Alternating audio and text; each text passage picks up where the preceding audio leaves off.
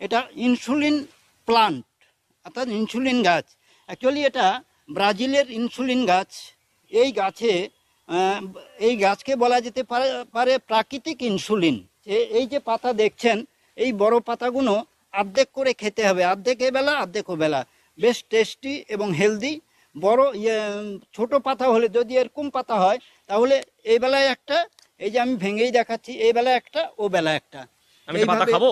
হ্যাঁ হ্যাঁ, পাতা খেতে এই পারেন। দেখুন, আমি খাচ্ছি, এই যে অর্ধেক পাতা, এবং গাছটার পাতা বেশ পরিষ্কারই আছে, আমি না ধুয়ে খেয়ে ফেললাম একদম। দেখুন, অনেকটা তেঁতুল পাতার মতো টক টক পাতা, খুব সুস্বাদু এবং একদম তেতো নয়। দারুণ সুন্দর খেতে ইনসুলিন প্ল্যান্টের পাতা। হ্যাঁ, খেতে খুব ভালো, খুব সুন্দর, টেস্টি। টক টক, খুব আমি তো tasty। মাঝে মধ্যেই খাই, আগে নিয়মিত খেতাম, এখন মাঝে মধ্যে খাই। এই যে তো স্যালাড করে মানুষ খেতে পারে। হ্যাঁ, স্যালাড করে খাওয়া যেতে পারে।